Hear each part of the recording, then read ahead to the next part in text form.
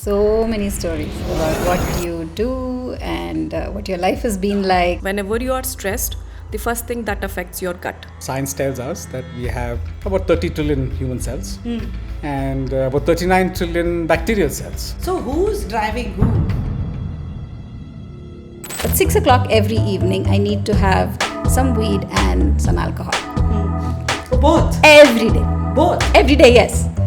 60-year-old, not bad. Yeah. So you are being a bad manager to your own Yeah. self because you're making them work longer hours. So you're saying if I had a healthy gut, but I had a bad boss, and I'm stressed, or I'm going through some relationship issues and I'm stressed, something that used to digest really well and work well for my system suddenly has changed? Yes, obviously. We are about 99% similar to monkeys, 90% similar to mouse, 60% similar to the banana. Our patterns in our life, they get reflected in our gut. It is deeply ingrained in us. And as we started off, what makes us human is a lot of these microbes. There are people who function very well with just 5 hours of sleep. These are the metabolites produced only by the gut bacteria, and these gut-derived metabolites will be produced only by your gut, which is rich in specific gut diversity and abundance. So all of our health claims should be backed with scientific evidence. Without scientific evidence, nobody will believe you. People come to us to address sleep and stress issues a lot. A good healthy body would require at least 30 varieties a week. As a baby comes through the vaginal birthing passage, a lot of the bacteria are passed on to the baby naturally.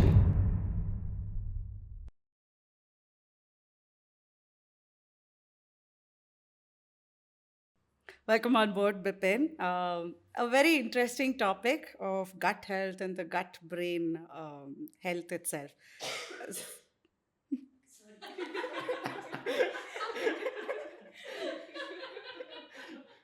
It's a good welcome. So I want to dive deep in, but we want to start big.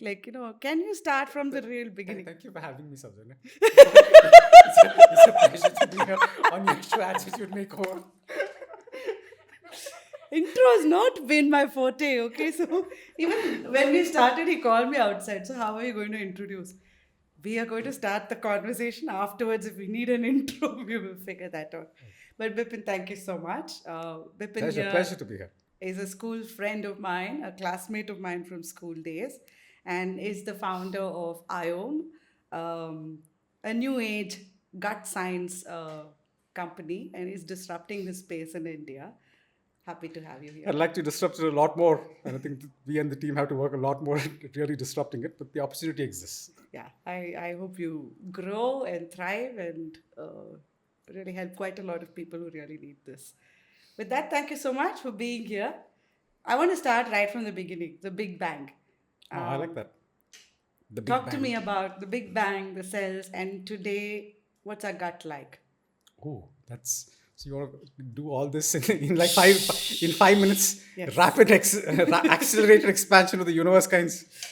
So the Big Bang happened 13 billion years or so, but let's start much later, like about 4 billion years ago, which is when 4 billion odd years ago when when Earth formed and life forms started happening on Earth. Life forms started happening on Earth about 2.75 billion years ago. What's now known as 2.75 BYA. That's the acronym that's used. So when life forms started happening, and when Earth was filled with different kinds of gases, wasn't oxygen rich like this, and we had these unicellular beings, organisms, so to say. Those pretty much are our ancestors. Until I got into this, and probably if you ask my son even now, well, he's in 9th grade, maybe he'll be better informed. But if you speak to somebody, most people will tell you that our ancestors are chimpanzees. But if you look back at evolution, chimpanzees are pretty much about 15 million years ago. That's it. So if you go way back in time, it's different microbes, and these microbes are the ones that did a lot of were involved in the process of terraforming, which start with what they say. I mean, as our original ancestors was this one archaea, it's a being called archaea, which engulfed another being, another bacteria. I think it is proteobacterium, if I'm not wrong. And this became what is mitochondria in our, which is there in every cell of ours. That's the storehouse of energy. So that's starting from there, and this new being now, this mitochondrial being, engulfs another bacteria. I think this is called cyanobacterium, if I'm not wrong. And this became this organism that had chloroplast, and this could convert, or because of photosynthesis, can take the carbon dioxide from the whole earth, so to say, and give out oxygen.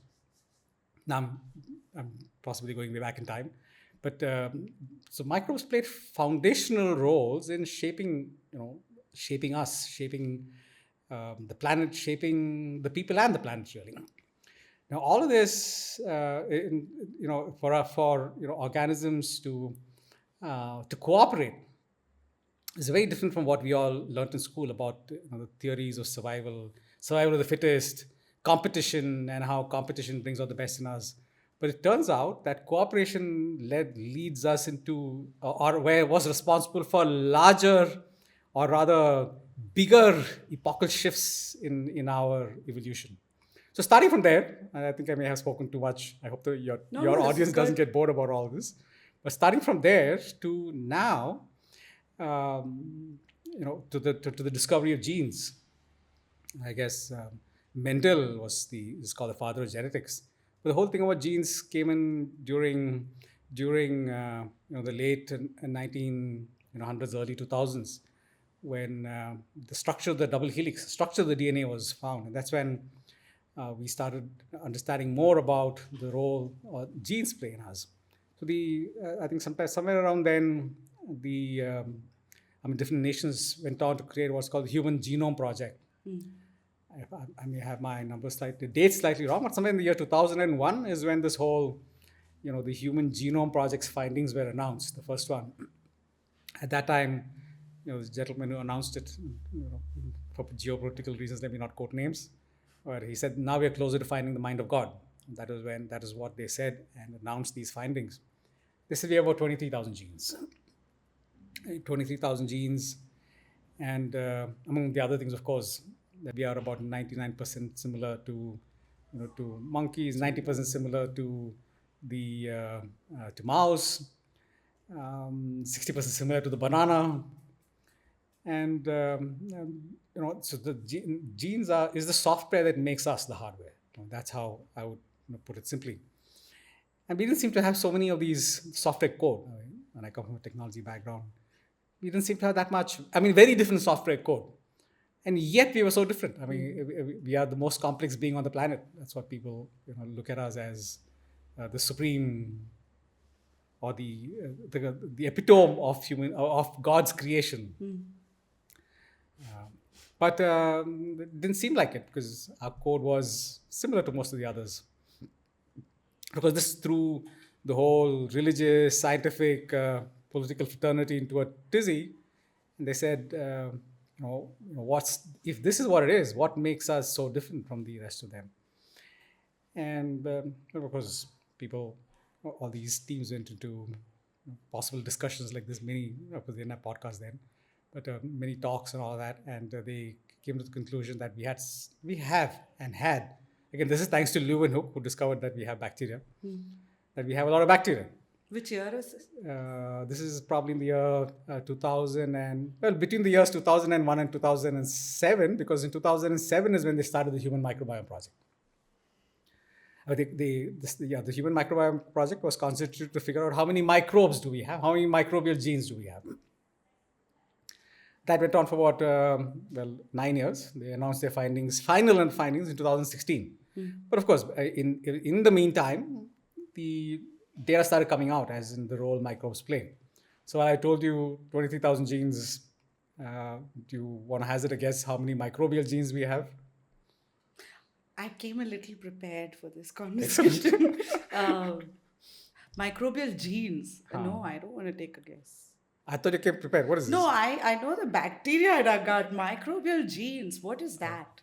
Oh, well, these are the, I mean, see, genes are, like I said, what codes, what protein, I mean, these 23,000 genes code the proteins that make us. Okay. And like this, there are several genes that make up different bacteria.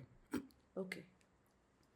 So if you were to, so moving rapidly in time for the purpose of keeping this conversation exciting, they said that they announced that we have between 2 million to 20 million bacterial genes, which means if you look at our 20,000 human genes, we have 100 times more bacterial genes in us than human genes, to 100 times to 1,000 times more.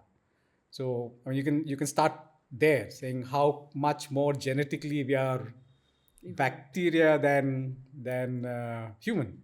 So if you're all, if you talk about what makes us human, looks like a lot of bacteria make us human. So we are a universe. Each one of us is a universe in itself in that case. Yeah. And I was speaking at a thing recently, and I was looking up Wow. again to get informed. Apparently, there's a treatise in the Yajurveda which goes by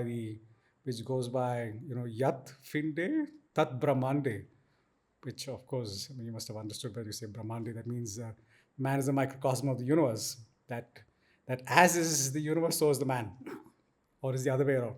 Perhaps as is man, so is the universe. So yes, our ancient texts kind of allude to the same thing, that we are a universe of our own. This also went into, there's Acharya Charaka who authored the Ayurveda. I mean, a lot of the foundations of Ayurveda.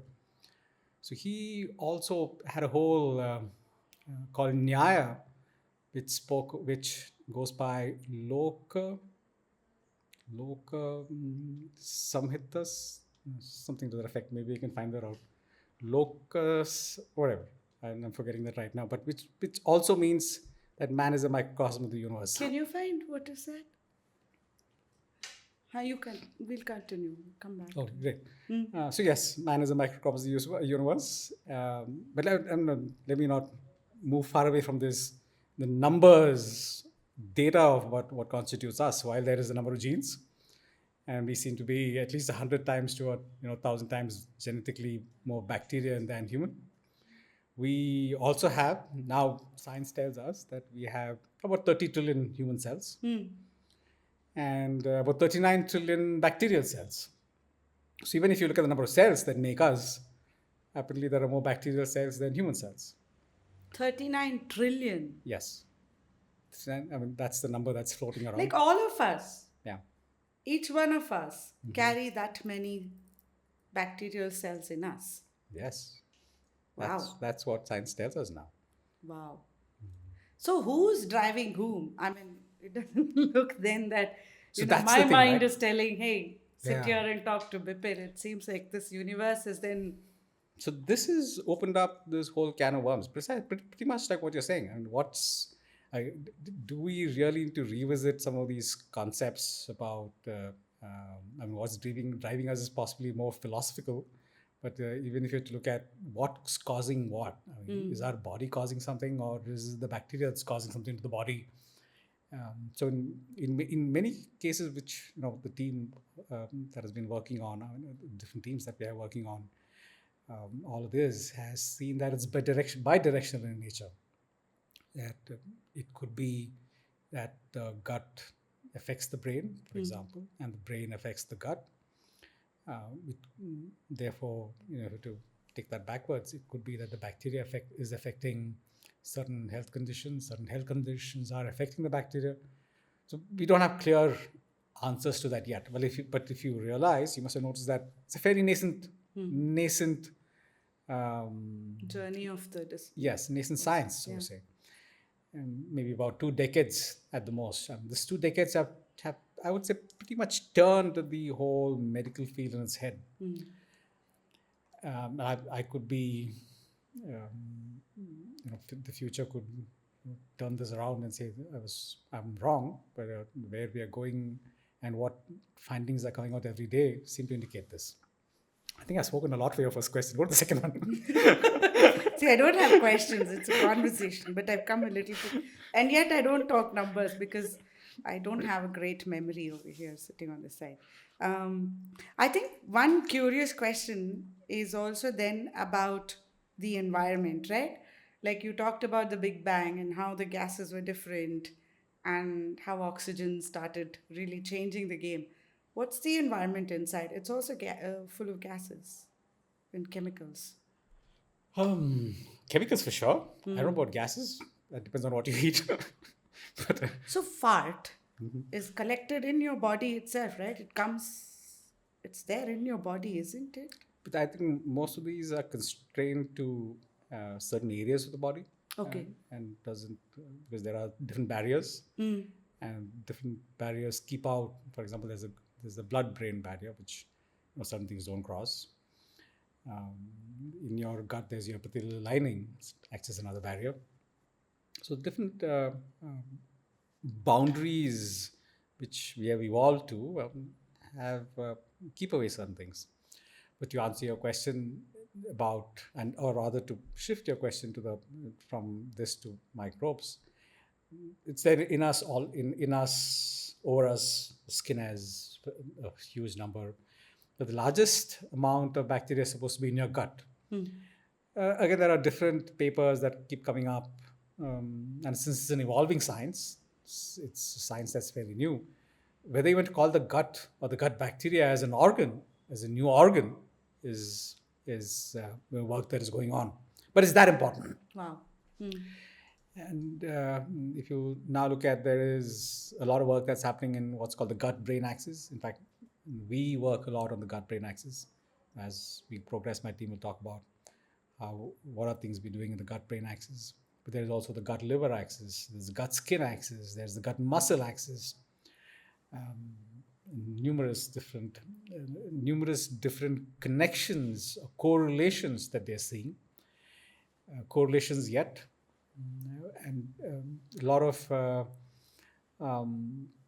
at the same time, while we know there are a lot of correlations, the work on finding causal connections are also happening.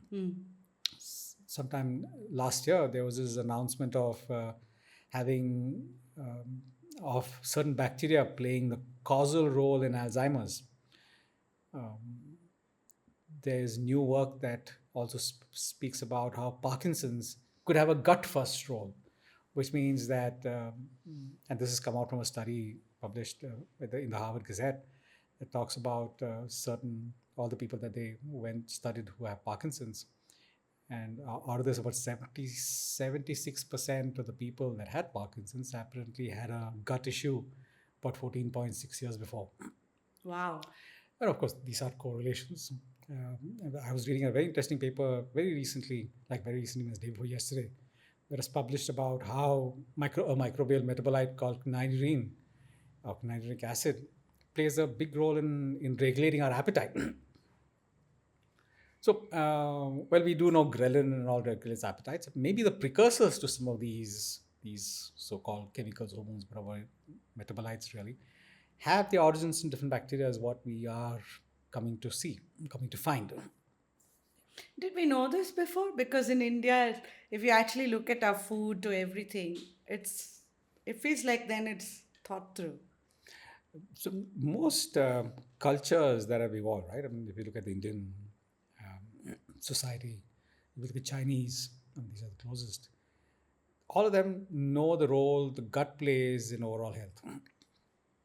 While there's a lot attributed to Hippocrates, who said that starts in your gut, the starts in your gut is basic in Ayurveda. In fact, that's why they have all these what they call bastis or enemas, which cleans out your gut. I mean, they cleanse your colon, cleanse your gut, and then when you cleanse your colon, pretty much everything goes away. As a means to starting any major cures. Traditionally, we seem to have known some of these things. It's that I don't know how many of them really thought about bacteria. Because when I was making this presentation, my colleague did send me a text about krimi being there in some of our Ayurvedic texts, and krimi, of course, is bacteria. I don't know whether they all envisioned such a big role. But right now, the roles that bacteria play is becoming increasingly larger and increasingly important to our fundamental health. Okay. So I think one thing I'm still trying to understand here is for someone who's listening or who's watching this, how do they know that this is for them? What are things that they might be experiencing that potentially could make them start on this journey of becoming aware of their gut health? I don't think there's a question of who should pay attention or who. It is for everybody. It is deeply ingrained in us. And as we started off, what makes us human is a lot of these microbes. What impacts us in our mental and physical health, in how we are, um, in all forms and function, microbes play a role. That is certain. How much of it, don't know yet. We're seeing it go from almost near insignificance to sizable significance. So, people listening to this, it could not. It's not just about gut playing a role in gut, right? It's about gut playing a role in your overall health. So if you look at just the gut, it could be bloating, flatulence, um, constipation, diarrhea, abdominal pain. It could be this that are connected to the gut. But it's not just these. It is about how the different bacteria that are there affect beyond the gut. And I don't even know how I can say that. It's that you could start looking at um, different health conditions, which even I mean we have a doctor in the UK who looks at curing his patients who come to him. He's an orthopedician with pain in their joints, and one of the first things he says is almost 50% of the people he says get cured if you address their gut. So people who go to him for orthopedic issues, he says, as a first level of treatment, I send them to the gastroenterologist, and he looks at them, and it's one of the easiest ways to cure inflammation is through the gut. Interesting. So if you were to see that, you just take that, you realize that as unconnected as orthopedic issue could have a gut connection. So are you saying then this line of medical science becomes a new line or a skill that will be in demand in the future because we can't ignore the gut and the overall health of us Well, I itself? like to say I'm claiming it, but there's several people before me have gone on to say, several prominent people, including statements by the Howard Medical School about how understanding the microbiome and how understanding therapeutics from the eyes of the microbiome is pretty much going to change medicine. Even prominent folks in India have said that how this is going to change medicine. How large is this market? Much smaller than what it can become. But yes, it should be. We believe it's, and that's why we as a company are working in this, right? We've seen it rising from our own business that goes out, and I would say that's insignificant, at least 10 times in the last 1 year. But we're a small company. The landscape in India of different solutions coming in that addresses the microbiome. Well, I saw a new shampoo that my wife uses that says microbiome. I also am aware of certain prominent cosmetic companies having or introducing several premium ranges with probiotic strains, with bacterial strains. Yeah, I see a lot of skincare also coming That's correct. with those, right? Like snail Sure. creams and That's possibly not the microbiome really, or possibly not bacteria really. But different bacterial strains being included in cosmetics Oh, has yeah? have also risen, Interesting. and I think it will continue to rise. So, from the larger landscape that Bipin drew for us, to going actually into the reality of what's happening there. He sort of gave us an idea that literally many things in our life is centered around our gut. It's no longer a swamp, it is a proper lab. True. What does the lab bring to you? Stories. So many stories about what you do and what your life has been like. What have you been eating? And things that we don't realize are patterns in our life, they get reflected in our gut. Small things that we believe are normal parts of our life. Probably we have a toast in the morning. Every morning we have toast. It shows up in your gut.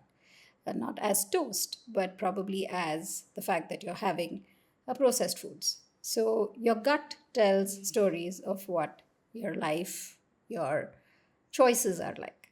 And it doesn't lie. Wow. Yeah. Wow. That's like everything. There is a difference between thinking about the gut as a diagnostic and thinking about the gut as a storyteller. So a diagnostic would mean that if I'm sick, like a blood marker, it should show up in my gut, either through some bacteria or an overabundance of a particular group. However, it's more indicative. The balance, the imbalance, the inflammation, the dysbiosis is more indicative. We have a lot of users who do come to us who show patterns of respiratory imbalance. It could be as severe as asthma, or it could be repetitive respiratory tract infections, or COPD, which is, in my mind, as a non doctor person, is more of a mechanical error. There is something, then some body part that's not working. What's COPD? Obstructive pulmonary disorder. So, chronic obstructive pulmonary disorder. So, however, the gut is more indicative of what path your body is taking. Where is it going with it? If there are bacteria that increase insulin resistance, it may not be that you're already diabetic, but it could mean that now your body and its functions are no longer supporting you in your fight with insulin resistance. So you might not have a diabetic HbA1c above 6, but it would mean that your body is on the path to insulin resistance. Which also is exciting because it also means that you can slow or stop the process. Can change the path. You can change the path. And that's where we all are. And that's what gives us hope about the microbiome. That there is something in this magic box that can not just determine health, but also make a path to better health. So in India, when I read about our topmost illnesses, it's primarily heart, respiratory, and then Gastrointestinal. Gastrointestinal, right? So here's how we look at it: is the gastrointestinal system itself literally traverses from the top to the bottom, right? It starts at the mouth and it goes all the way to the rectum. So input, output, and everything in between. So the gastrointestinal tract also connects with every other part of your body. And therefore, something that originates in the gut is bound to touch things that we have never associated it with. Your skin, kidney, liver, lung, brain. It touches all the organs. It touches all the axes. I don't know. I mean, I think in most cultures in India, we grew up learning from our families that, if your stomach is good, if your tummy is good, you're dealing with everything else. You're if not preventing, but at least alleviating a lot of issues. There were specific foods for specific illnesses. There were specific drinks we drank. Dry cough, one kada. Wet cough, another kada. Can we connect all that to the gut bacteria? It certainly helped. Create a better balance in the gut. So the gastrointestinal problems, considering the way the country is progressing with more and more emphasis on processed foods, more and more emphasis on packaged foods, it's inevitable. Added to that is the stress, If you're in Bangalore, then the traffic jams. If you're working in IT, ITES, BPO sectors, then the insane work schedules. And of course, work schedules like yours, where there's a lot of travel. There's a very uncertain time schedule. All that's going to impact your gut and thereby every aspect of your health. And what about relationships and social side of it? I'm not just talking about lifestyle, but does that have an influence as well? Um, on a generic basis, one would say yes. Like I said, all this goes to release happy hormones in our brain, and those happy hormones are connected to the gut. So, the happier your environment is, the happier your gut is, and vice versa. The happier your gut is, the happier your mind is. So, yes, the relationships that you form and how open you are to forming those relationships. It's as simple as saying that you're not well, say, or at the risk of sounding too much into the subject, and it's something that we all dwell on. You're constipated. You don't want to meet people, right? You're like, just leave me alone. You're crabby. You're annoyed, and you haven't gone for 3 days, and you're like. So everything is interconnected. Your mind, your mood, and your overall well-being. Can I dive deeper? Please. What comes to you more, stress issues or respiratory issues? Give me a perspective of how is that divide, and is there an age group that suffers from each one of this, or it applies to all? That's a nice question. If I dwell on it just one bit, people come to us to address sleep and stress issues a lot, and very interestingly, I don't know if I can put a percentage to it, but a large percentage of them, as much as maybe 70-80% of them, have gastric issues. And those gastric issues could include bloating, flatulence, constipation, and maybe also diarrhea. So you're addressing one part of the system. One part is your focus right now, because that is not allowing you to function well. But these deep-seated problems like, very regular constipation, it doesn't drive you to the doctor, but you deal with it. You live with it every day. You might take some over-the-counter drugs and relieve every couple of days, but it's something that you have just pushed at the back of your mind that this is it. You've made peace with it. So at IOM, we see a lot of people who come to us with sleep and stress issues, and there is an underlying digestive issue as well. Are you saying sleep can be solved with food? That's where we are heading. A lot of sleep is disturbed because of food. A lot of the neurotransmitters that are produced in the gut, serotonin, precursors of serotonin, dopamine, all these are, and the GABA that the bacteria produce, these are neurotransmitters, metabolites that actually impact not just the microbial circadian rhythms, but also work with us to impact our circadian rhythms. They impact what is happening in our mind and how relaxed the mind is or is not. So the hypothesis being that if you're able to impact the bacteria that are producing these neurotransmitters, you are on the route to actually impacting the condition itself. That's the theory that we work on, that you impact the bacteria produces certain metabolites, these metabolites impact certain conditions. So either feed these bacteria or don't feed them. So that way you are literally impacting the whole chain. So you're saying garbage in, garbage out, and your garbage out. Absolutely. That's what you're saying. Yes. So this is probably why I fall in love with your body, understand what your body needs, because we are a universe that we carry. My God, this is such a profound statement. Absolutely.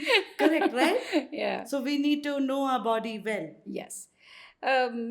Also, I think we don't understand the enormity of what we are eating, what it does to our system. And there is so much of generic information available. And I think you started this conversation by saying everybody knows. The whole world knows everything. And you have all the smart chat GPTs. All you do is type in something. But what do you know about yourself?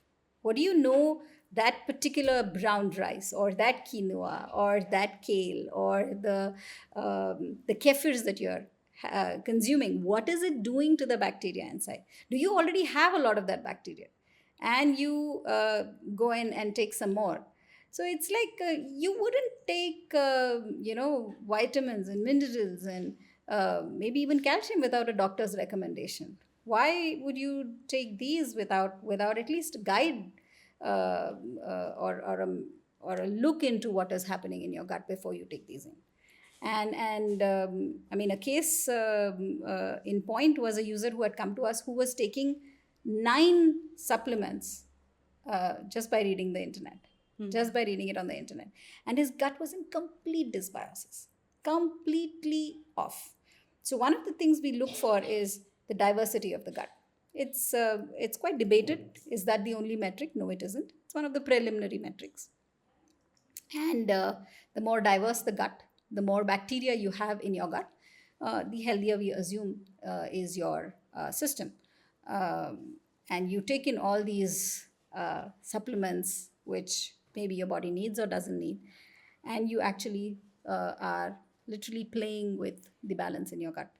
So the bacteria already are doing their role. They are designed that way. Your environment, the food that you take in, and Bipin was talking earlier about the delivery process you've been through, all that has defined your gut to an extent, your travel, all that. The way you can enhance it and the way you can do better with the gut is by limiting or at least being mindful of what you're putting inside it. How does I think not everybody has access to IOM. Yes. But for someone who's we've got the attention, they are in this, they tune into this, what's the first set of steps? Now that I know, okay, this is a universe I'm carrying, I am a universe, which is like pretty powerful in itself, like just walking around my universe, your universe, hello there. Okay. From there to just stepping back and becoming aware of what's going into this universe. As a result of it, how is this universe affected? Where do I start? With my vested interest in mind, on the science side, I would say get a microbiome profiling done. However, the common sense thing is something that, like I said, we've been doing all our lives, right? Our parents, our grandparents, their parents, not just bought vegetables as was available in the market and as was available as per season, but the emphasis was on eating every kind of locally grown produce, right? So the body thereby was well equipped to handle the environment, handle the food that it's taking in as per the season it's eaten in. Which also made sure that, and when I was talking to you about diversity, it makes sure that there is a diverse variety of bacteria that's thriving in your gut. It's like one of these areas here, right? There's grass, there's flowers, there's plants, there's bees, there's a complete ecosystem. So you are enabling that ecosystem to thrive.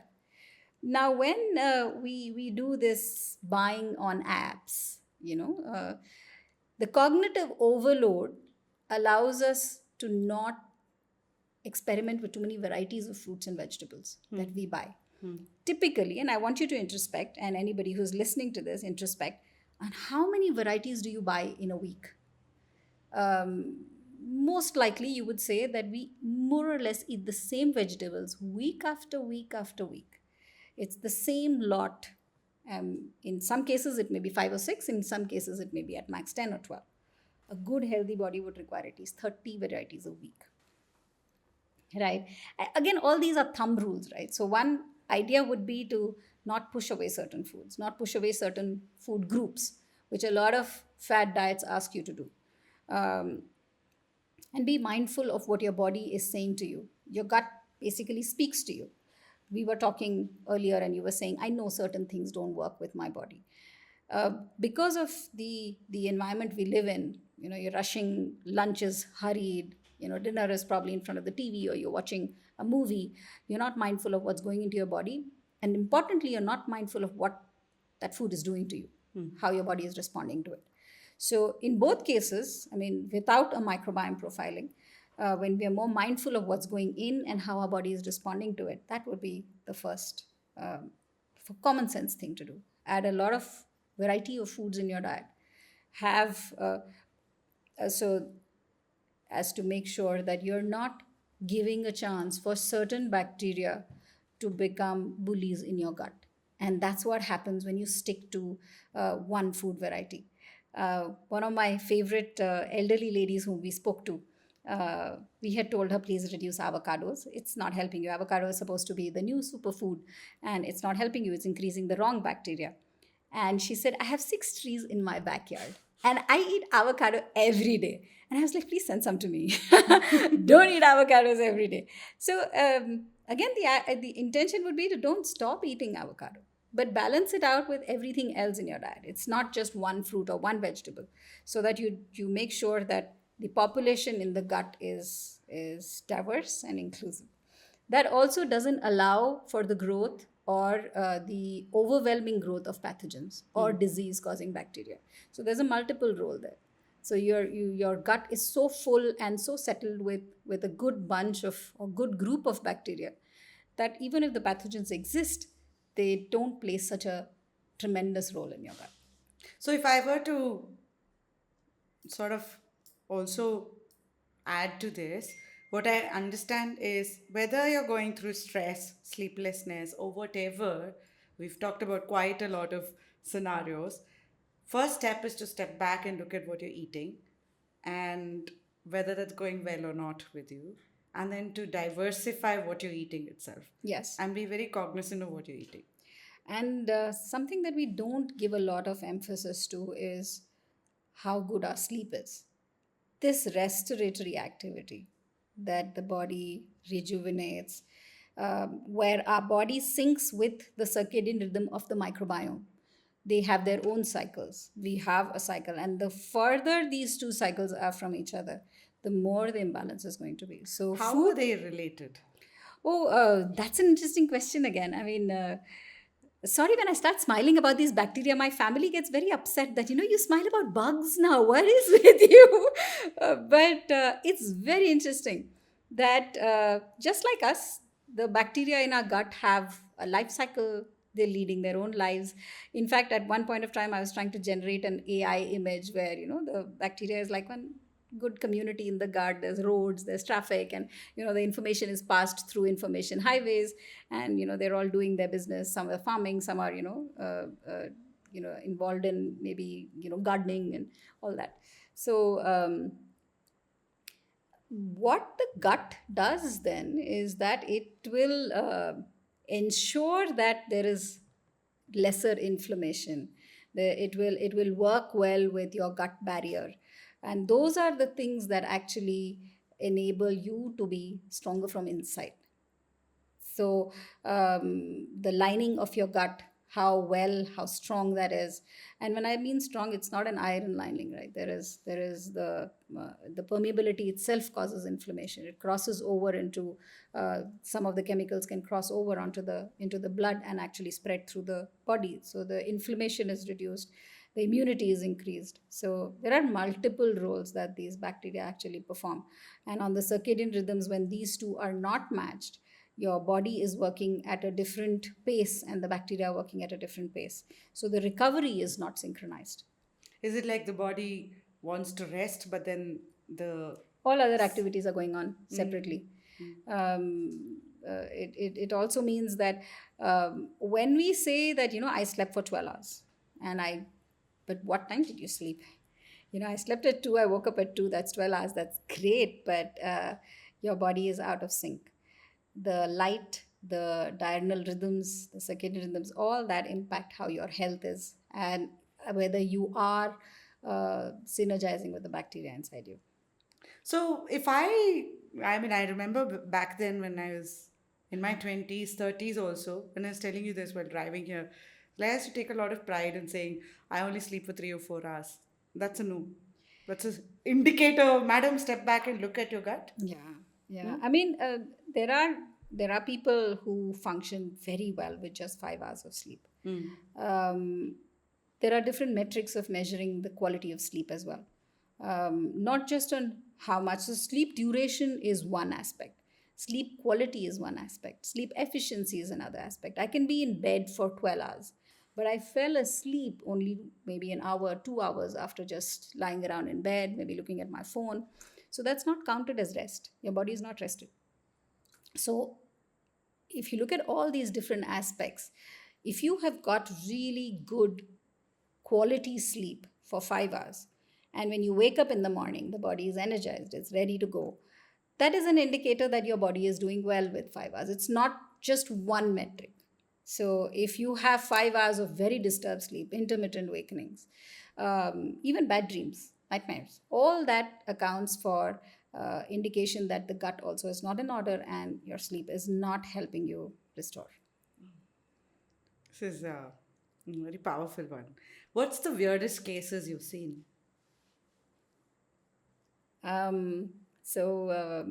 We had a gentleman, slightly over 60, and we are an online service, largely online service. But between the team and particularly Bipin, we love meeting people. So when they say we want to come over and talk to you, we're very happy to do that. So typically after we deliver the report, we walk them through it so that the anxiety and the apprehension or better understanding of the report is there, and we alleviate any anxiety and apprehension. And this gentleman was about 60 plus, and he was very interesting. When he came in, very jovial, very happy, and he said, I just don't sleep well, and I do everything right. And now we are also curious. So often there is a confirmatory bias, right? That the person's doing everything right, but the bacteria look out of whack. So what's not sitting in? And you're like trying to put in different theories and seeing which one fits best. And that's when, the science and the R&D step in and say, hey, just hang on. Don't try to force fit anything. And that's a discipline that we have developed over the last maybe 2 years or so. So this gentleman comes in and he says, I do everything right. I even grow my food. Mm-hmm. He's from Bangalore, and growing your food itself was like, really, I grow my food, I eat on time, and I take these supplements. All of it looked fine. Extremely thin, not able to sleep well. And he says, I have a party once in a week. I invite friends over. So there is that social bit that you were talking about. He's not lonely. So now we are digging a little deeper, So what do you eat? What happens? So he says, everything is fine. But 6 o'clock every evening, I need to have some weed and some alcohol. Oh, both? Every day. Both? Every day, yes. 60-year-old, not bad. Yeah. So, and I think there's that emoji with that face, right? I think all of us were sitting with that face, like, really. So, is there a connection between substance abuse and your gut? Certainly there is a connection. So I think that was a learning for us, because that became a part of our questionnaires as well. Are you into any kind of a substance abuse, including overindulgence in the phone? Oh. So yeah, so that does come under substance abuse. Off late, I can see a lot of youngsters saying, she's... तो गया तुम लोग तो गए I do anti-phone most days. That I know. Clearly, I know. But here's the chemical thing to it, right? Why do we watch the phone so much? Dopamine hits. So the dopamine hits are very tiny, right? So the dopamine constantly. And the dopamine, a lot of it, at least 50% of the dopamine, is produced by your bacteria. So what are you doing? You're overworking your system. You're overworking your gut. And a lot of that dopamine pathways are also, if they don't go through completely, also lead to inflammation. So if I were to look at the chemical pathway of dopamine, so that there is tyrosine, there's L-dopa and dopamine. So not only does the bacteria produce dopamine, it can also convert these precursors into dopamine, which means that if there is an overabundance of your body just pushing it to be produced, you are going to look at inflammation in different forms. So you are being a bad manager to your own self, because you're making them work longer hours. Your team is happy to hear that. It's not the manager, it's you. You are being a shitty manager to your own self, isn't it? I'm trying to sleep at 8:30. The phone usage. That's Now true. it's Give work and go home and sleep. True. Correct, no? Yeah. Work, sleep in time, put in a little bit of exercise. That's why Bipin slave drives all of us. He makes us climb 2 floors, 3 floors, and he's like sprightly climbing upstairs. I think once we had a very elderly gentleman come and Bipin made him climb 3 floors. I think at the 3rd floor, when I said the elderly gentleman, I thought we'll need an ambulance now. So I had to glare at Bipin, just ask, if they really want to climb upstairs, why don't you just show them the lift? But that also is going. In fact, one of our early researches was on how exercise impacts the microbiome, and the fact that athletes across the world, they have a very different microbiome from rest of us mere mortals. So we had done a very interesting study on how the athlete's gut looks like and how it's different and why. Of course, they do have, their exercise regime does have a lot of protein as well, and their diet looks different. The nutrients they take in are different, but the way their gut is wired now is to produce and more efficiently utilize the energy that is being produced. So this part about the brain-gut axis, can you talk a little bit about it? I think we missed talking about it with Bipin. What's it like? You talked about earlier when you were describing it, you said it's like a farm, there are many things happening, and it's a highway, a whole lot of things happening. Tell me a little more about. Okay, let me step one step back, right? So you were asking Bipin also on, how many cells and all that. So if I step a little back, you have the central nervous system, which is the brain, the spine, and all the neurons that come from that. I think there are about 80 billion neurons, if I'm not wrong. And then you have the peripheral nervous system, which connects all the other parts of the body to this brain and spine. And then you have the enteric nervous system, which is the nervous system which literally behaves on its own. It could behave independently, but it obviously also interacts with the central nervous system. This enteric nervous system basically lines the entire the gastrointestinal tract. And what's interesting about it is there is a chemical, there is a motor, there is a neurons that are present there. It's your enteric nervous system reacts when you eat a certain kind of food. You had very spicy biryani last night. So what happens to your gut is it reacts. There is more movement. If I were to take a very simple instance, so supposing you are a kind of person who has a lot of fiber, there's a lot of fiber in your diet. So the enteric nervous system senses that here there is fiber coming in, and it increases the movement in the gut. It pushes the gut to have more contractions and expansions. It's called peristalsis. So it allows it to move further. And as it moves further, the bacteria which feed on that fiber are now very happy. They're feeding on that fiber that's coming in, and they produce what is called SCFAs, or short-chain fatty acids. Short-chain fatty acids are metabolites that are essential for a lot of our body functions, including energy to us and our colon and our cells. So when these SCFAs are produced, the enteric nervous system is in turn made happy again. So the food that you eat impacts the enteric nervous system. The enteric nervous system does these certain activities that enable the fiber and the food to move along the gut, feeding the microbiome. The microbiome in turn creates metabolites that keep the enteric nervous system healthy and happy. So there are two ways in which the enteric nervous system or the microbiome interact with each other. One is on a chemical basis, like I said, the masala that you had last night. So this basically tests the environment, the chemical environment of the gut. It tests what is the nutrients that is coming in, it checks and thereby creates the right action to be taken by the right parts. It could create the pathogens that are coming in, it could create toxins that are coming in, and creates the right reactions. It can also energize your gut to produce more mucus to push this food along.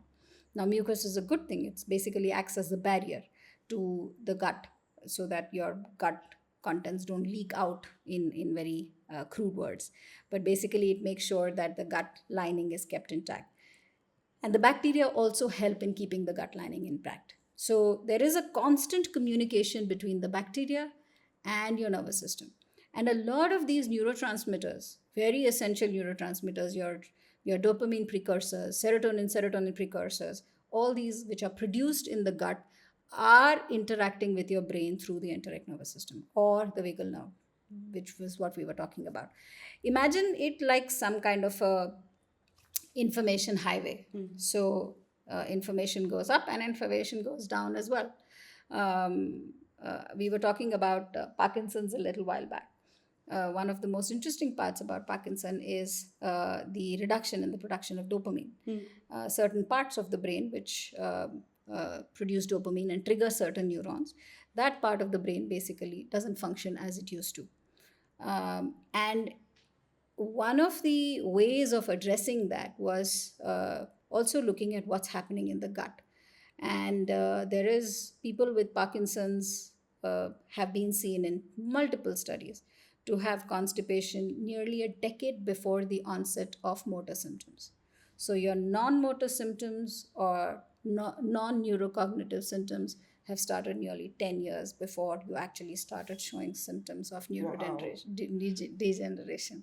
Wow. So what happens inside here is kind of impacting a lot of your body.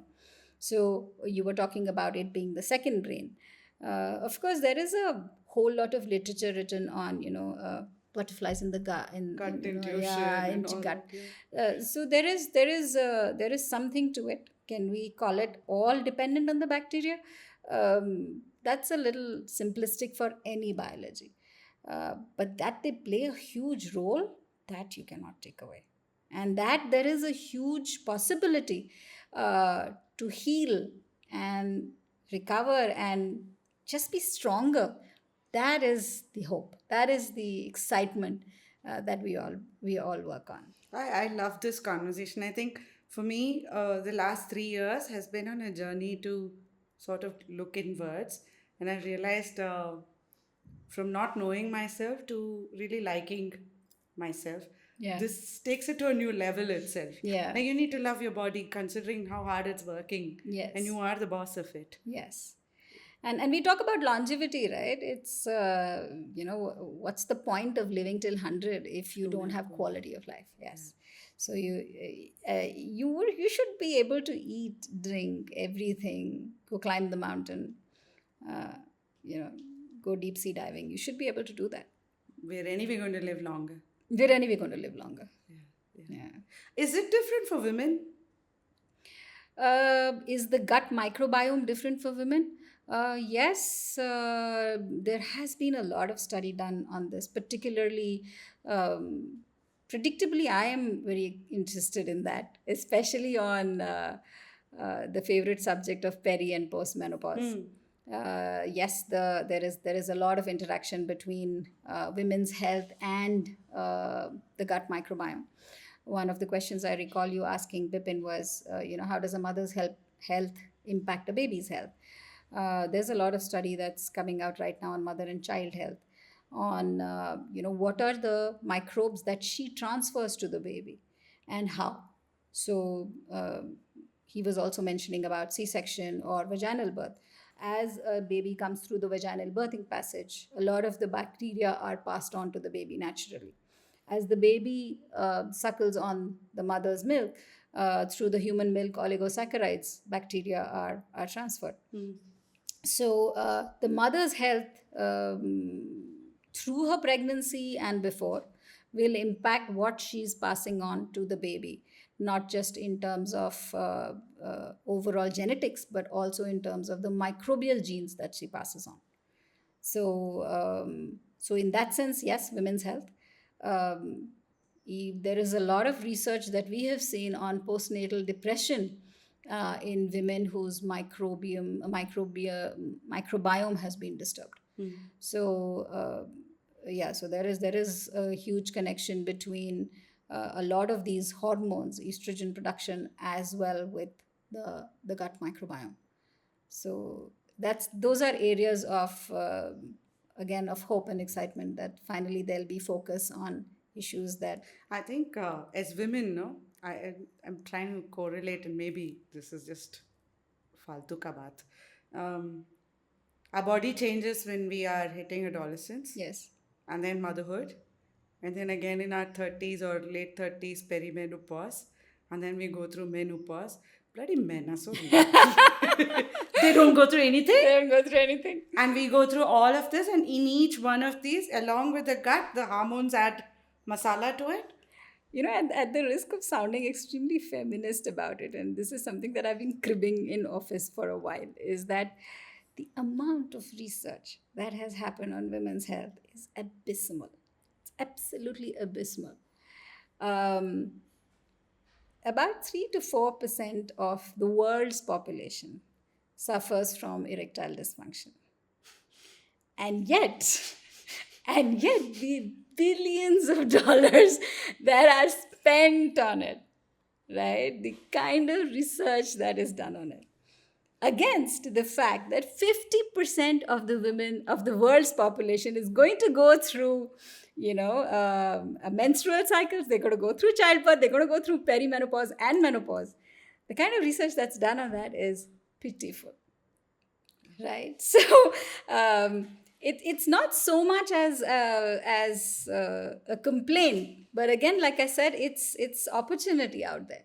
That there is so much to learn and to do and to help women to cope with what is considered to be such a normal part of their lives. So While driving here, there was this conversation, and I think I have to go. It's still related to this topic. We'll just go a little deeper there. When we get these headaches and all that during that time of the month, yeah. it's not necessarily that time of the month that's causing it. It's a combination of the gut and Yes. the changes that are happening. Yes. To be very honest, I don't have a lot of wisdom on it right now, on what exactly is causing these headaches. Bloating, again, there is a lot of research done on premenstrual bloating and premenstrual cramping, what happens, and because there is a stress associated with that as well. So there is a lot of research, but I think we need to do a little more of our digging to understand that pathway a little better. We know it's there. We know that we need to research it a little bit more. For our audience who's actually now hooked on, if they've lasted this long, then they've really got hooked on. What are things they must be reading, watching, following to get more information? Of course, As you guys, and call it out. What are things that you would recommend one should be really checking out, following to just stay on top? If you're on the path of like, wow, I need to understand my body better. So there is not one single source for it, but there would be an urge to be a little more balanced and not get very carried away by fad foods, fad diets, this urge to lose weight quickly. I think that's the urge to look good. When you're good inside, you're going to look good outside. You were talking about this lady with very good skin. Of course, unfortunately, a lot of them inherit it, annoying people. They inherit good health, they inherit good skin, good hair. But a lot of it can be determined by what you eat and what your lifestyle is like. What should they be reading? Again, I don't know if I can point you to one place saying here is reliable information. We are all getting our research through research papers and adding the little bit of maybe salt to it and saying, let's take it with a pinch of salt, everything that, basically adding more data to what you're reading before you take action on it. If anybody here is into exercise, in a lot of gymming, ask questions before your gym instructor thrusts supplements into your hand. Ask a lot of questions. Why do I need this? What in my diet can supplement the same nutrition? If your nutritionist is asking you to go on a particular diet, ask questions. Be a pain, basically. Don't treat your body lightly. I have a friend, my best friend lives in LA. So every time I talk to her, one of the things she once mentioned is, Sowjanya, when we go to the doctor here, we spend close to 45 minutes with the doctor. And when we go, we are like a walking, talking encyclopedia who's Yes. walking in and asking so many questions to the doctor. And so she's like, how many minutes do you spend with your doctor? It's like, like, first of all, going in there, it's a big problem. Once I'm there, it's how quickly can I get out? Right. So what you're saying is become so aware that you start asking really important questions about yourself. Different questions. Every headache doesn't mean you're going to die. Every time you have a tummy ache doesn't mean you have some really terrible cancer or something. But being aware of it, the periodicity of it, the frequency of it, the intensity of it, you should be able to understand your body a little better. You should be able to ask the right questions. You don't pick up anything and everything and give it to your child. Why would you do that to your body? Right? You're wary of what you're giving to your child. You ask questions.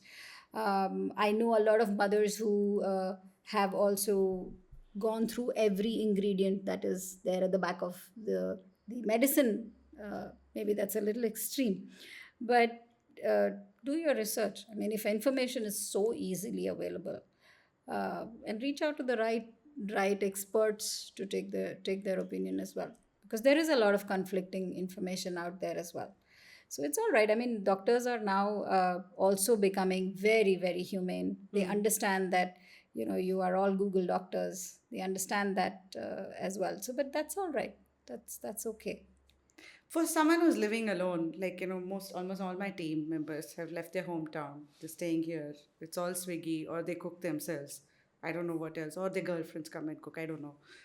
There are girlfriends who go to their boyfriends' houses and cook. No, right? Not anymore. If they're doing that, hello, wake up. Not really required. So, but assuming they're living alone and the choices are Swiggy, Zomato, and some of these, how do you go about? Yeah. Is that your question or is it Divya question? You can ask. She's pointing to me, Renuka. It's her. Okay. So that's a tough one. In fact, one of the reasons that we see slower results in the younger people, especially those who stay alone, is because a lot of it is dependent on them and they can't define what they're going to eat that day. So it is a tough problem to solve, and it does require some investment from your own side on what you choose. It's possible that you're short of time. And as my kids tell me that you're an old woman now, you say eat healthy, but I think eventually it comes down to the choices that you make. A very young boy we had had severe IBS. He had done everything before he came to us. I think it was about 26 or 27. And At 26, he had IBS. actually, a lot of young people have IBS. A lot of young people. IBS is indiscriminate. It has no age bars to it. A lot of it is, I mean, one could say the IBS is irritable bowel syndrome is a kind of a cyclical thing with, stress aggravating it, or IBS itself being aggravated by stress, and it's like a two-way thing. But this young man, maybe about 27, 28, had already done everything that needed to be done. And one of the things we, of course, look for when we are talking to them is, has there been a past gastrointestinal infection? There had been that. But in his college days, he did 4 years of engineering. And all 4 years of engineering, he was waking up to sutta, chai, samosa. That is my favorite boy.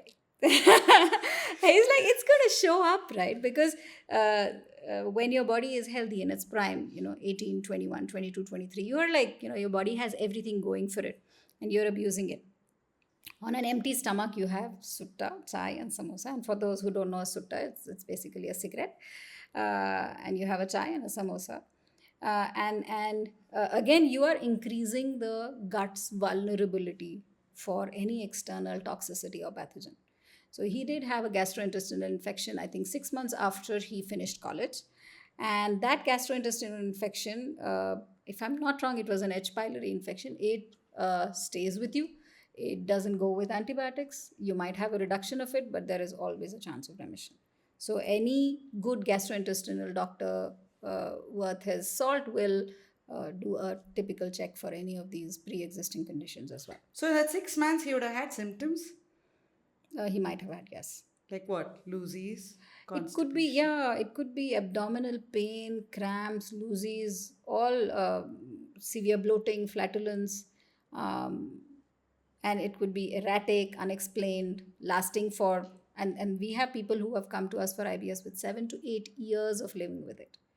There's no way out of it. You just learn to deal with it. You just stop eating foods which you believe will worsen it. Yeah, that's a long cycle. I was talking to you. For me, at least, I don't know if this is the right way, but I started observing what doesn't work well with my body. Yeah. Like tur dal. And I think Divya's conversation will be more interesting into that, right? Yeah. Like finding out, it may be in the same family.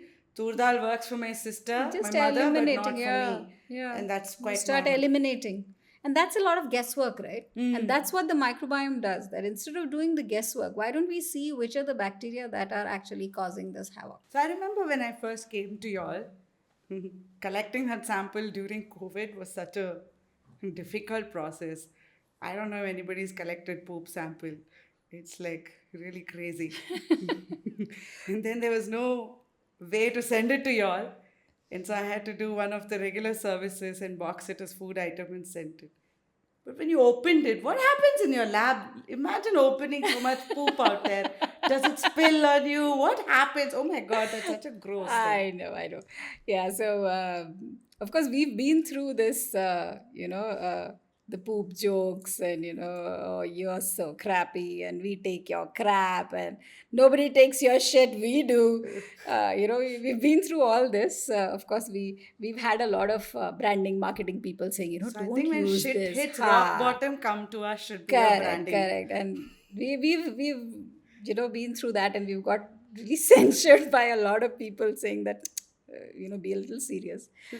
But also, I think the interesting story was when we started off, we also didn't know how this is collected. The market was new. There was nothing available. So we tried a whole lot of things. I don't know if you all seen this movie called Pushpak from the 80s. The silent one. Yeah, it's a silent movie. I would suggest all of you see it. But there were times when Bipin and I, like right in the early days, we would, all of us would sample. And we had to, source dry ice. What do you mean by sample? You go and poop, right? You poop into some container and then you take a couple of scoops of that You poop. yourself. We all did it, right? You need to do it yourself to understand the pain of it. And that's when the user friendliness of it comes in. If you haven't felt the pain, how will you feel, the person's pain who's sampling it? It is a mind block, right? And my mother-in-law used to be in my house in those days. So we had asked all our team, everybody has to sample. And when they used to sample, I used to wrap it in paper and... In paper? Not the poop, the containers Okay. and the dry ice and all that, sitting in dry ice, and we used to wrap it and we used to keep it near the door. And my poor mother-in-law was so sweet. She would never ask me what it is. But if she had, I would have no answer to give her. And we've come a long way from there. So what we do right now is, of course, the box looks quite premium. It looks easy to use. It looks like a mobile phone box. It's easy. It looks like an iPhone box. Yes, it looks like an iPhone box. There is a little container inside. It's a little paper container. There is a spoon. There is a container. There are tissues. There are wet wipes for you to kind of sanitize eventually. And there is a vial which contains what is called the stabilizer fluid. The stabilizer fluid basically does not allow the DNA to degrade. We don't want the DNA to kind of get spoiled, or the matter to get spoiled, the fecal matter to get spoiled. So you take about 3 scoops of the poop from the container, and It's got the box. You want it? can you just show me the box? Only y'all can find the difference. I don't know. The stool box. Yes, that's what it says. It's the stool box. Nice design. Yeah. And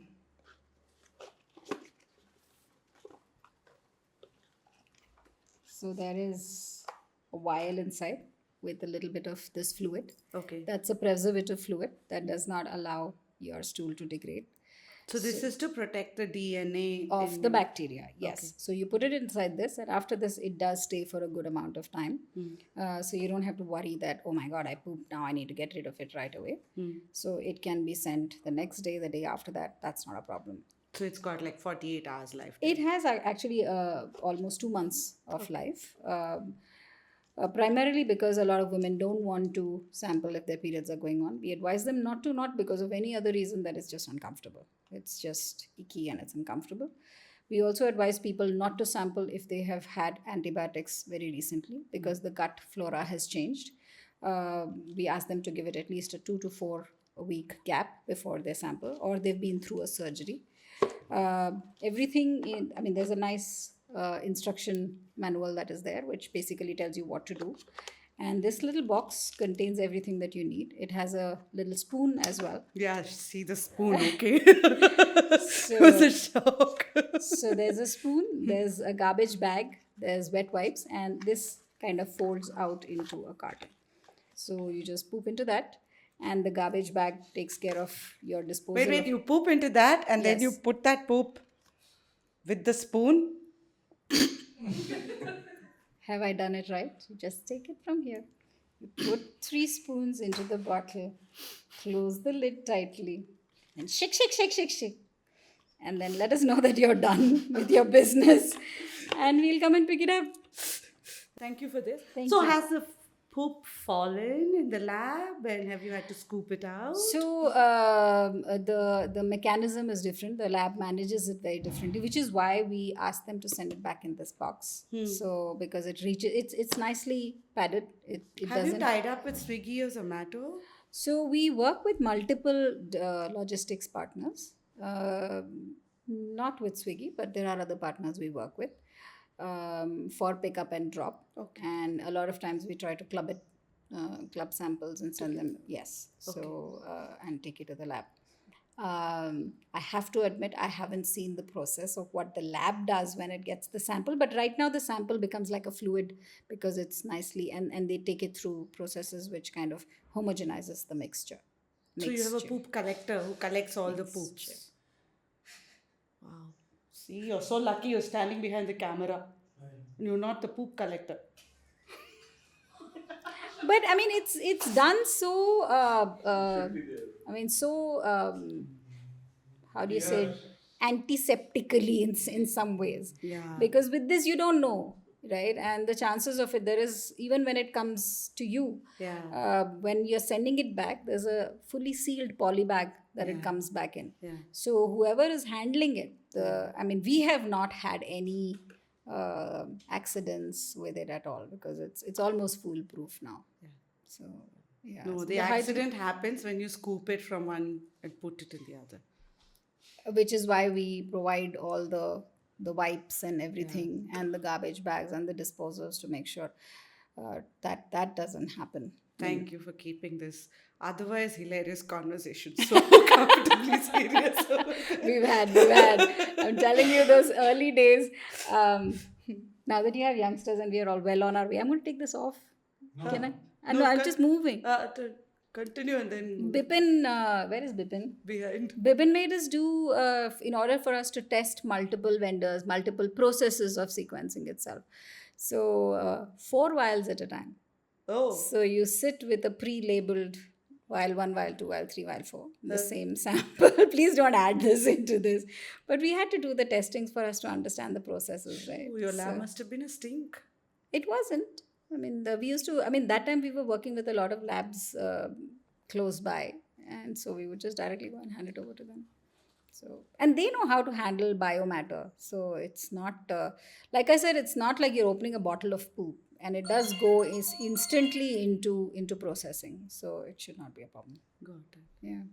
So can I offer something to our audience who've come lasted till here to say, hey, if you are still interested in really understanding your gut, is there a way we can give something like a scan or something like that so that we'll create a coupon code for you. Lovely. For this particular podcast, and just use that coupon code, and lovely. We'll take it forward from there. Lovely. This conversation is not paid in any way, it's not sponsored in any way. This is us doing this very intentionally because we believe that this needs to be talked about. Thank you. Shall Okay, we? let's start from you and what do you do at IOM? Yeah, I had the bioprocess research division at IOM Bioworks. Basically, I hold a doctoral degree in the field of functional foods and nutraceuticals from Central Food Technological Research Institute, Mysore. What does that mean? It's a CSAR lab which works on various aspects of food technology. So they bring in food related technology to address various societal problems. This is a lab run by Government of India.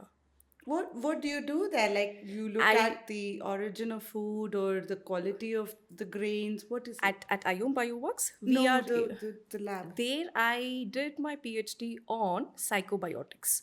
What are psychobiotics? These are a group of probiotic bacteria which have ability to impact your mental health.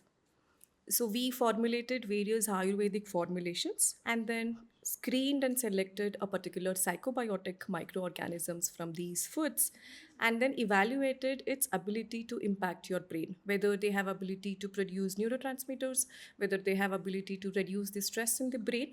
So all of these studies were supported by mice model. We cultured mice and then fed a particular psychotropic organism to it and then saw the end effect. Wow.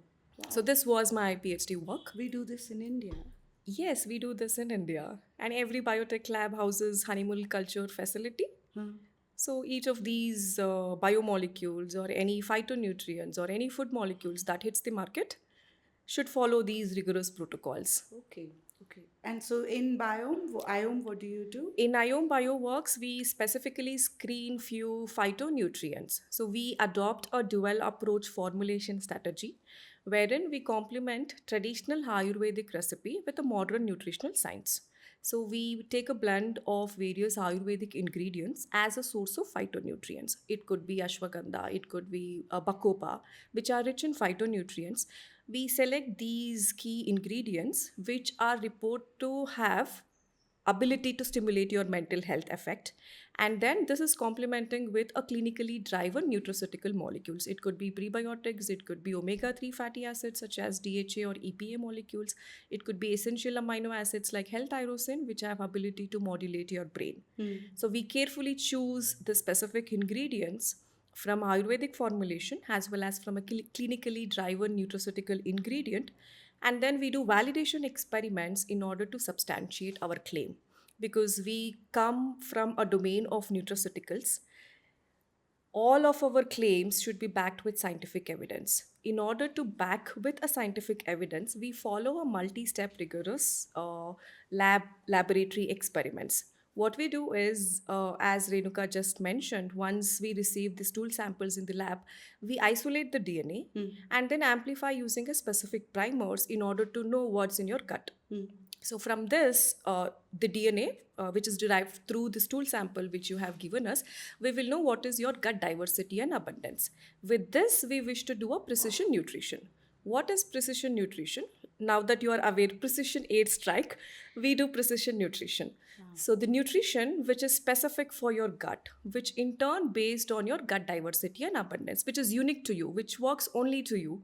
And we all know every gut is different. Based on the bacterial abundance and diversity you have, we give a precision biomolecule which just works for your gut, which will drive you through a specific health benefits. So if I sort of get this right, when they did the test, you get the report. Yes. Which sort of shows you how the bacterial distribution is. It also tells you what's causing what, which is good, which is bad, and all that stuff. Now, this research that is there in this thing that you just spoke about is to now start working on those bacteria that you want to bring up. Yes. And so it acts specifically for them Yes. to sort of change the ecosystem of your gut to bring a balance back. Yes. And it's so targeted. Yes. It's a one-time thing that you sort of shake to bring it. After that, it is your nutrition that you then. Yes, exactly. So what we do is we have a AI driven pipeline. So given a particular food to you with your bacterial diversity and abundance, our pipeline will tell you whether the food works for you or not. Whether you take 100 grams of apple.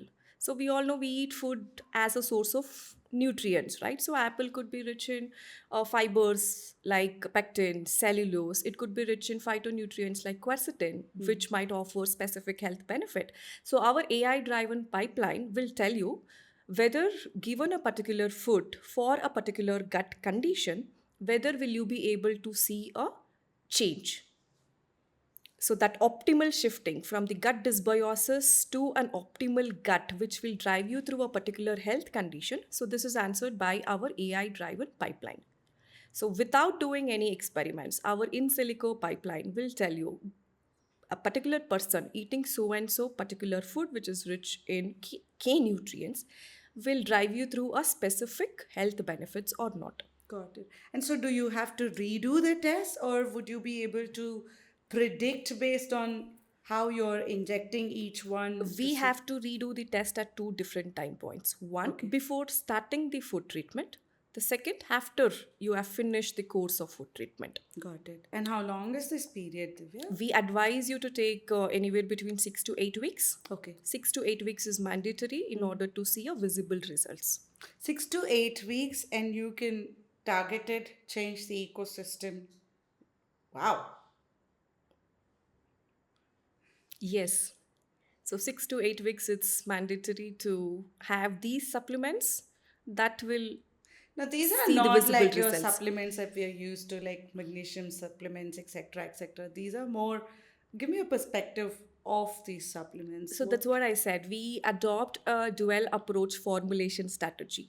So for every condition of yours, it could be for stress issue, it could be for sleep issues or energy issues or any other issues of digestive health, we have a complementary approach. What is this complementary approach? It's a complement of Ayurvedic ingredients with a modern nutritional science, wherein we are combining these Ayurvedic ingredients with a clinically driven nutraceutical molecules. So those clinically driven nutraceutical molecules could be prebiotics. That is again depends on the type of the gut bacteria you have. Like you were mentioning about tur dal, right? So which is rich in high fiber, which is again a classical example of a prebiotic. So now your current gut condition is not capable of digesting the tur dal, which is rich in particular prebiotic molecule. There is no point of advising you to consume a tur dal. Right? So that is where the precision nutrition comes into picture. So based on your gut bacteria, we carefully choose a Ayurvedic ingredient complementing with a clinically relevant, clinically driven nutraceutical molecules that works best for you. So if I eat 6 eggs in a day, Yeah. if my gut is not welcoming of the eggs, I might just be eating eggs. Yes. And it's of no use to me. Yes. So what these bacteria do is when you consume apple or broccoli, might be rich in prebiotics or any phytonutrients, it will produce gut-derived metabolites. The examples of the gut-derived metabolites could be specific neurotransmitters like GABA or serotonin, which might impact your brain health, or might be any other metabolite which might offer you digestive health benefits. So these are the metabolites produced only by the gut bacteria, not by the host. So these are not host-derived metabolites. These are gut-derived metabolites. And these gut-derived metabolites will be produced only by your gut, which is rich in specific gut diversity and abundance that will drive you through a particular health condition. Got it. So this is then given that it's not just necessarily, oh, I'm eating apples every day, I'm eating eggs every day, I'm eating proteins every day. No. And it doesn't mean I have a great gut. No. So in case if you do not have a protein digester bacteria in it, there is no point of eating so many eggs. In case if you do not have fiber degrading bacteria, there is no point of eating tur dal. Right? So food is a major driving factor for healthy gut. Wow. Wow. What are some myths that we all live with? That you as someone who specializes in this, like, can I just tell you? Yeah, not every food will have an impact on your gut. That might drive you through allergic reactions too, because your gut doesn't have the ability to digest these specific foods. So, in order to eat the right food, first know your gut. But how will you know? You don't know. Come to what us, is we will do a rejecting. gut test. So can I as a non IOM person who's not done the test or anything, can I see, oh, everybody's saying Apple helps me, but Apple is not working for me? In order to gain that insights, the gut test is a must, and it's a That's the only- foundational test that we advise. Is this like a missing discovery process that has been totally missing in our healthcare process itself? Yes, currently there is more of research, on gut microbiome test. The research are still underway, and we have a lot more to do in this field. Are there foods that sort of are not working with us and is stress related? Stress related issues, obviously, the stress is a precursor for gut dysbiosis. Whenever you are stressed, the first thing that affects your gut. So, when you have a gut dysbiosis, there will always be an imbalance between the healthy bacteria and the detrimental bacteria. So, that will drive you through inflammation.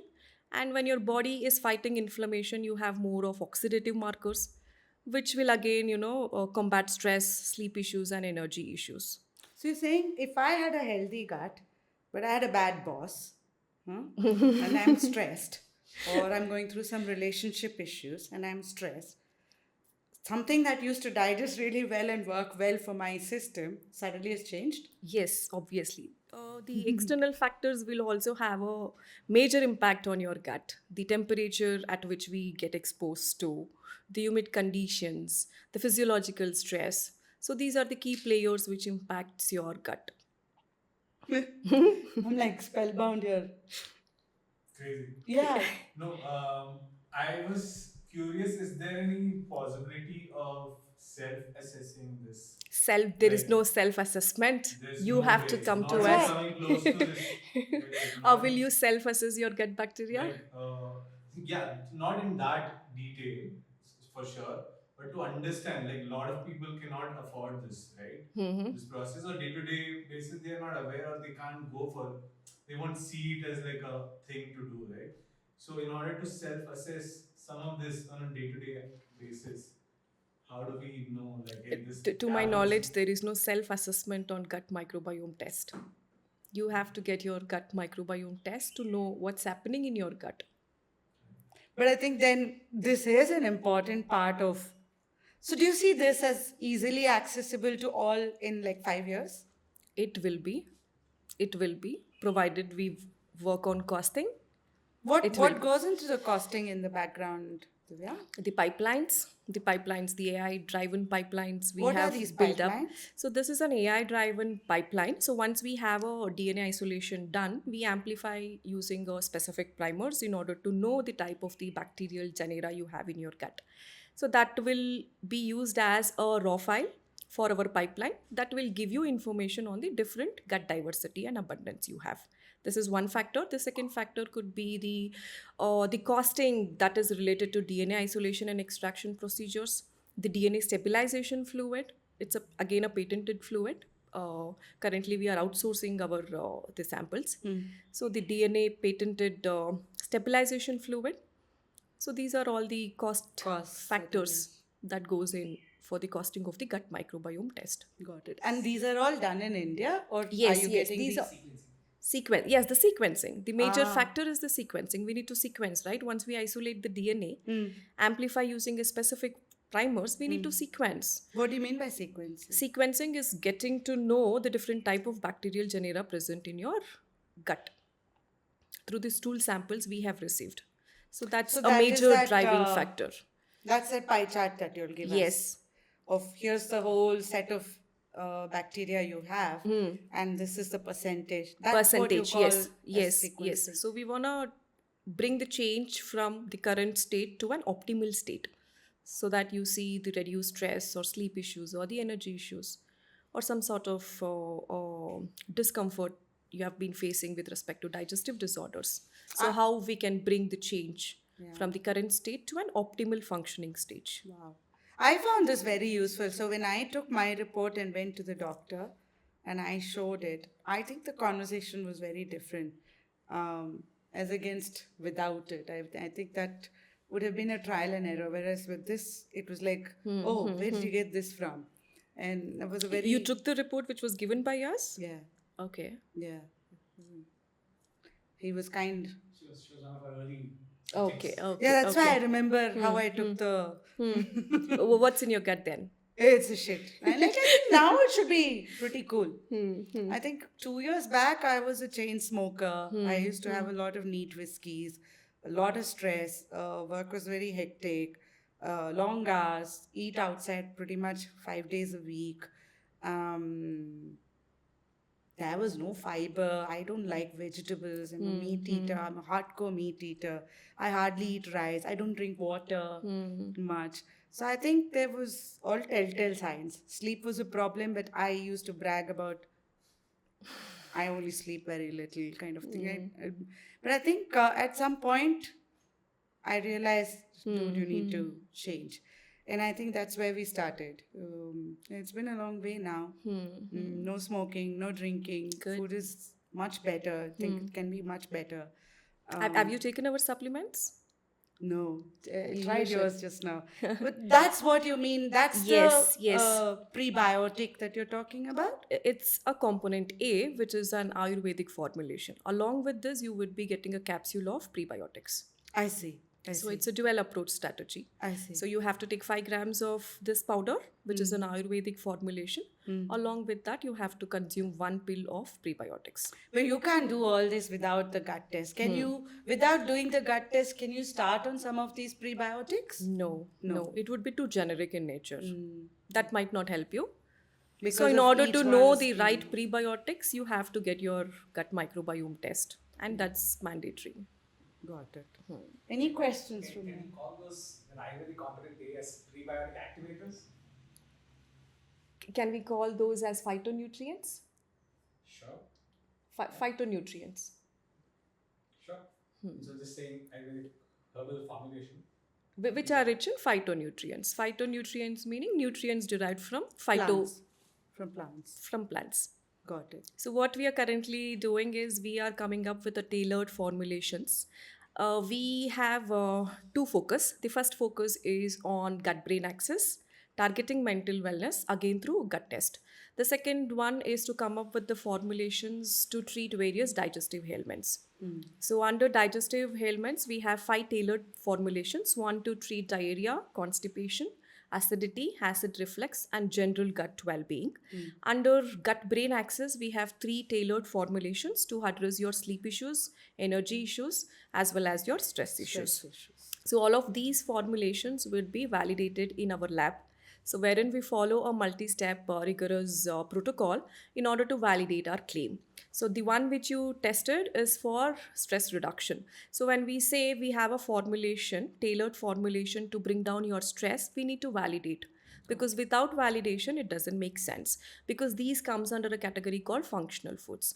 So what are functional foods? These are the foods which will give you extra benefits beyond meeting your basic calorie demand. So in addition to meeting your calorie demands, it also offers specific health benefits. So in this case, it would be reducing your stress levels. So in order to prove our health claim, what we do is we adopt an experimental approach wherein, as I said, all our health claim is targeted towards modulating your gut microbiome. We culture specific gut bacteria in the lab and feed with these formulations, that is phytonutrients, as well as prebiotics, and see what is happening to the growth rate of a particular bacteria. So the key outcome would be it should stimulate the growth of the bacteria which we intend to bring the change, and it should reduce the ability of the growth of the pathogenic bacteria. Got it. So it's almost like you're growing lab Yes, mice. yes, but here yes. to the mice, Yeah, the first it's the step would be the culturing the bacteria. But that is an expensive process. It's an expensive process because when we say a functional food, all of our health claims should be backed with scientific evidence. Without scientific evidence, nobody will believe you. None of the clients will come to us and say, okay, you have tailored formulations, come on, give me, we will eat it, and then, come back with the report. No. That doesn't work. Yeah, so we have to back with the scientific evidence. In order to back with the scientific evidence, we are following a multi-step laboratory experimental approach. So once we have this, we culture the brain cells. I'm just telling the experimental approach for the stress reduction formulation. Yeah. So we culture the brain cells, this specifically neuroblastoma cell lines. We culture these mice brain cells, feed it with these phytonutrients and prebiotics, and see what is happening to the morphology of the brain cells. All this is done here. Yes, it's done here. And then I like how patiently she's the yes, it's done here, Sowjanya. Wow. yes, Okay. it's done here. And then we see a group of cells will be called as control cells. It doesn't undergo any sort of treatment.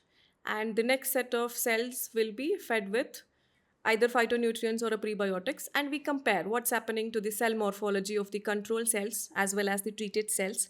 If there is any change in the morphology, it shouldn't happen, right? Because these are the natural supplements. We don't wish to change the morphology of the brain cells. If we change the morphology, again, the formulation might not be as effective as we wish to be. We also see what is happening to the stress markers in comparison to the control, whether there is an increase in the reduction of the stress levels or decline. So So these, you're saying these offerings that you've got is after this level of research. yes, And then you're continuing the research in new areas. Yes. So it's only going to get better and better. better and better. We don't stop here. We also do the mice studies. We cultivate mice, laboratory mice, any rodent model, not only mice. It could be rat, mice, or a rabbit, and then feed it with our formulation and see how it is impacting the various organs. It could be liver, kidney, brain cells. What we call it as acute toxicity studies, whether the formulation is inducing any toxicity to the various organs. If not, then we have to establish the effective dose, the dose required to see the stress reduction levels in humans. So we establish the maximum tolerable dose as well as the effective dose required to see the stress reduction. And then we have to extrapolate to the clinical trials, wherein we recruit human subjects, healthy human subjects, and then give with specific portion of these formulations and see whether we are able to drive the clinical outcome. Very interesting. So these are the set of laboratory How many experiments. months or years does it take for one? It takes test about to- 1 year. 1 year for 1 year for one formulation. 1 year for one formulation, because science is not overnight study, right? Yeah. So it takes ages. Are you a very patient person? We have to be because we come from science domain. We have to be. We can't build biomolecules overnight, Overnight, right? is it? Yeah. So while coming, you were talking about how, and that was a interesting conversation while we were driving here. Soaked versus non-soaked Yes. lentils. Yes.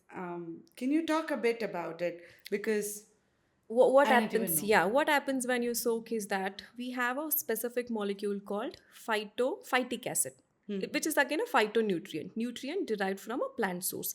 The plant produces this phytic acid in order to store phosphorus. So now, when you consume phosphorus, like the phosphorus on the tip of a matchstick. the edible phosphorus, I mean. Okay. Edible phosphorus.